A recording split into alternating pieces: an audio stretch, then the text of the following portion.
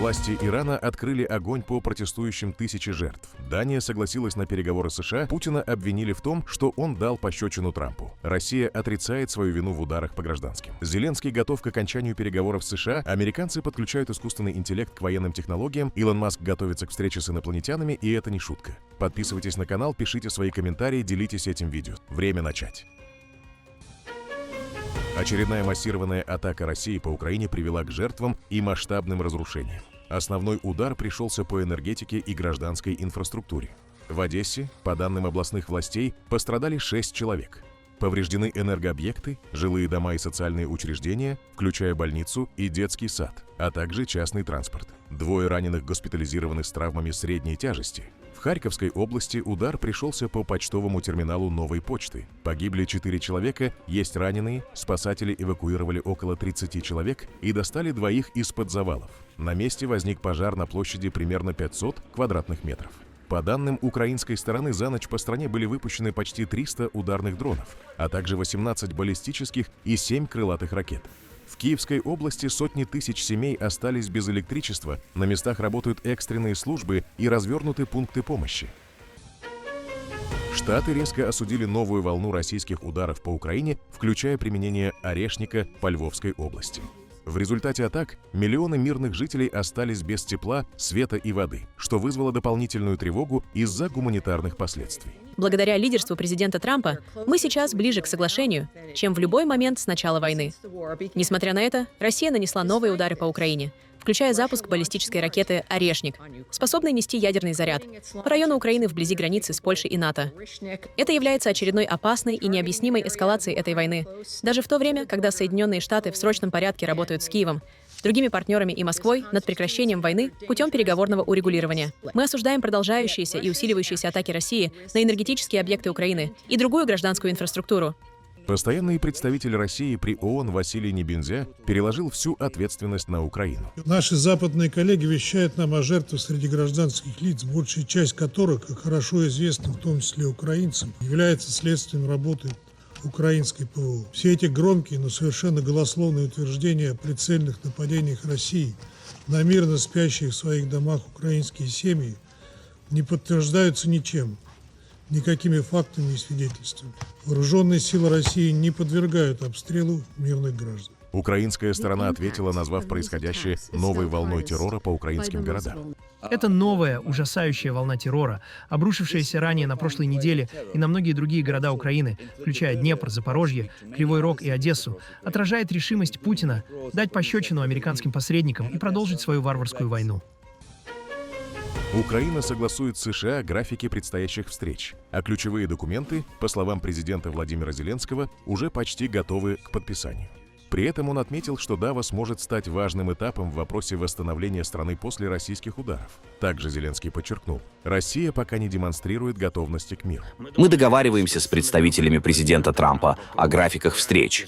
Наши документы во многом уже готовы к подписанию. Работаем также над созданием действенных механизмов финансирования восстановления, справедливых для Украины. Понимаем, что американская сторона постоянно общается с Россией, в том числе по базовому документу для завершения войны. Есть информация от разведки. Российские оккупанты готовят новый массовый удар, дроны для истощения ПВО и ракеты. Хочу воспользоваться моментом. В ближайшие дни этот удар может произойти. Премьер-министр Великобритании Кир Стармер принял в Лондоне президента Польши Кароля Навроцкого. Встреча на Даунинг-стрит 10 была посвящена прежде всего вопросам безопасности. Лондон и Варшава, как союзники по НАТО, обсуждали укрепление обороны и совместные задачи на фоне роста международной напряженности. Британские военные участвуют в миссиях Альянса в Польше, а двустороннее оборонное сотрудничество расширяется. Польша строит фрегаты по британским проектам, а компания Babcock задействована в польской программе подводных лодок. Стороны подчеркнули, что стратегическое партнерство в сфере обороны сейчас имеет ключевое значение. Конечно, Польша и Великобритания являются близкими союзниками на протяжении десятилетий, но сейчас не время говорить об истории. Сегодня мы особенно сильны, и эти отношения стратегического партнерства в настоящее время наиболее важны в сфере безопасности. Это чрезвычайно важно именно в области безопасности. История отношений между нашими странами – это история тесного сотрудничества, и особенно сейчас в сфере обороны и безопасности мы делаем очень многое вместе, как делали это и исторически. Я считаю, что контакты между людьми не менее важны. У меня есть семейные связи с Польшей, и существует так много вопросов в контексте Европы и мировых событий, которые нам необходимо обсуждать вместе.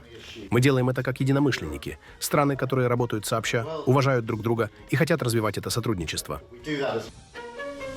Датские министры иностранных дел и обороны отправляются в США на переговоры в Белом доме. Главная тема – напряженность вокруг Гренландии, автономной территории Дании. Встреча пройдет с участием вице-президента Джей Ди Венса и госсекретаря Марко Рубио. Копенгаген и власти Гренландии подчеркивают, что остров не продается, тогда как президент США Дональд Трамп вновь допускал угрозы его захвата. Причина, по которой мы запросили эту встречу и которую нам предоставили, заключается в том, чтобы перевести эту дискуссию, которая с последней встречи не стала менее напряженной, в формат личного разговора, где мы сможем взглянуть друг другу в глаза и обсудить эти вопросы. Поэтому у меня нет дополнительных комментариев до проведения встречи в Вашингтоне завтра. Я также хотел бы подчеркнуть, что рассматриваю этот вопрос с большой серьезностью в связи с текущей ситуацией, в которой мы находимся. Это касается и правительства, поэтому положительно, что встреча состоится в Вашингтоне завтра. Иран с октября 2021 года поставил России вооружение примерно на $2,5 миллиарда, сообщает Bloomberg.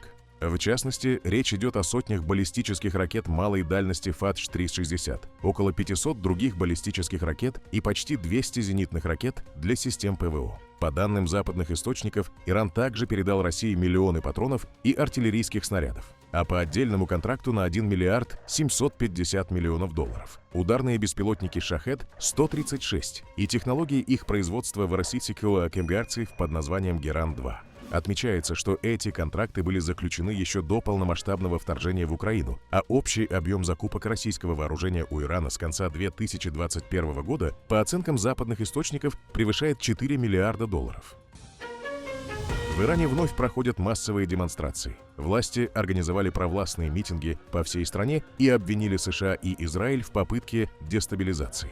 В Тегеране десятки тысяч человек вышли с национальными флагами и антиамериканскими лозунгами. Тем временем протесты против правительства продолжают расширяться. По словам иранского чиновника, за 2 недели беспорядков могли погибнуть около 2000 человек. Среди них протестующие и силовики, при этом официальные разбивки власти не публикуют. Акции начались из-за резкого роста цен и быстро переросли в политические требования. В регионах фиксируют столкновения с полицией, поджоги и попытки штурма административных зданий. Звучат призывы к смене власти и возвращению монархии. Власти при этом заявляют о готовности к переговорам.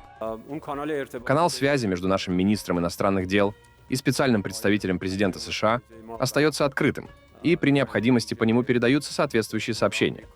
Помимо официального канала, о котором вы знаете, секции интересов США при посольстве Швейцарии в Тегеране. США предупредили Иран о возможных последствиях в случае эскалации насилия. Канцлер Германии Фридрих Мерц заявил, что руководство Ирана может быть близко к падению, если удерживает власть только силой. В настоящий момент меня беспокоит сообщение о нарастающем насилии со стороны полиции так называемой революционной гвардии в Иране против собственного населения. Пользуясь случаем, я вновь призываю режим МУЛ немедленно прекратить это насилие. Если режим может удерживать власть только с помощью насилия, значит, по сути, с ним покончено. Я исхожу из того, что сейчас мы наблюдаем последние дни и недели этого режима. Посольство США призвало своих граждан покинуть Иран. Американцам не советуют ездить в страну и рекомендуют уехать тем, кто уже там находится. Из-за ограничений на авиарейсы выезд предлагают планировать через Армению или Турцию. Также дипломаты предупреждают о возможных отключениях интернета и советуют заранее продумать альтернативные способы связи. С полуночи 1 января Украина и Молдова полностью перекрыли каналы снабжения российского военного контингента в Приднестровье.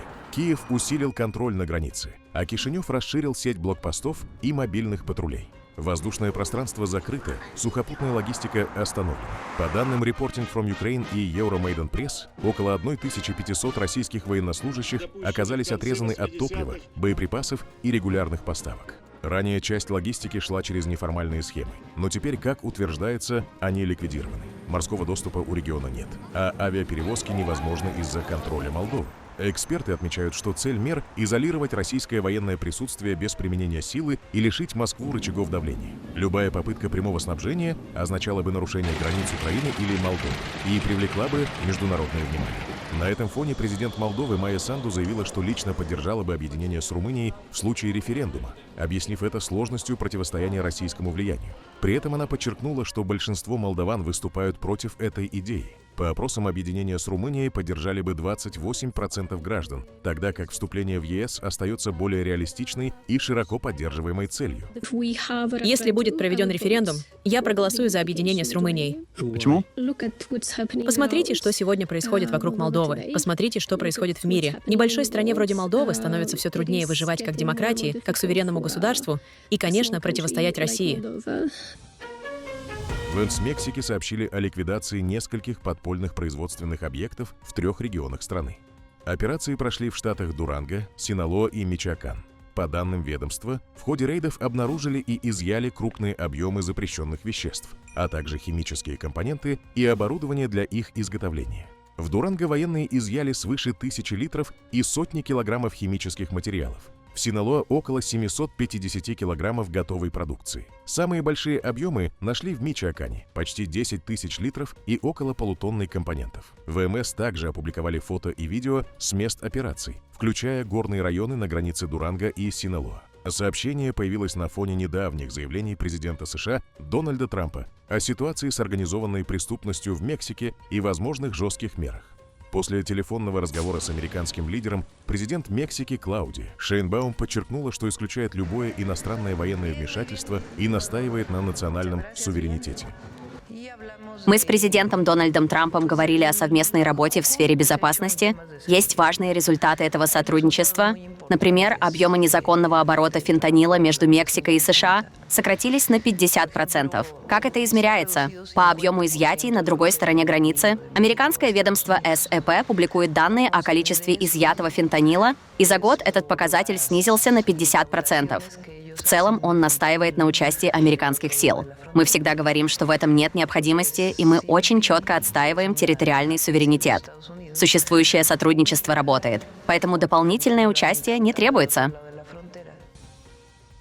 Министр обороны США Пит Хексет сообщил о подключении ИИ-платформы Grok Илона Маска к военным сетям США. По его словам, это важный шаг для сохранения технологического превосходства. В современной войне выигрывает тот, кто быстрее внедряет инновации. Илон Маск, в свою очередь, заявил, что наука и фантастика скоро начнут сливаться, и человечество получит шанс исследовать другие планеты и звездные системы. Хексет также подчеркнул, что партнерство с американскими предпринимателями должно усилить лидерство США в военных технологиях. Это не всегда научная фантастика. Но однажды научная фантастика становится научным фактом, и у нас появляются космические корабли, бороздящие космос. Большие корабли с людьми, летящими на другие планеты, на Луну, а в конечном итоге за пределы нашей звездной системы, к другим звездным системам, где мы можем встретить инопланетян или обнаружить давно погибшие инопланетные цивилизации. Я не знаю, но мы хотим идти вперед. В современной войне победит тот, кто быстрее всего внедряет инновации и итерации. И никто не способен превзойти в инновациях американского предпринимателя, освобожденного от ограничений удушающей бюрократии. Та старая эпоха заканчивается сегодня. В Париже французские фермеры снова вывели в город свои тракторы, протестуя против торговой сделки ЕС-Меркосур. Они считают, что импорт из Аргентины и Бразилии, этанол, сахар, мясо убивает местное производство. Более 100 фермеров с плакатами и баннерами собрались перед зданием парламента. Часть колонны прошла мимо Эйфелевой башни и Триумфальной арки. Главы Союза фермеров предупреждают, если закрыть все сахарные заводы и бойни, Франция может однажды остаться без своих продуктов. Фермеры требуют равных условий внутри Европы и сохранения производственных мощностей в стране. Они обещают продолжить протесты, в том числе перед Европарламентом в Страсбурге на следующей неделе. Мы много говорим о Меркосур и их соглашениях о свободной торговле, особенно с Аргентиной и Бразилией. Во Франции существует ощущение непонимания подписания этих соглашений. Конечно, мы можем иметь двусторонние торговые соглашения, но мы не обязаны вводить для себя квоты на импорт определенных продуктов, которые мы сами умеем производить во Франции. особенно на этанол, а также алкоголь, сахар и мясо.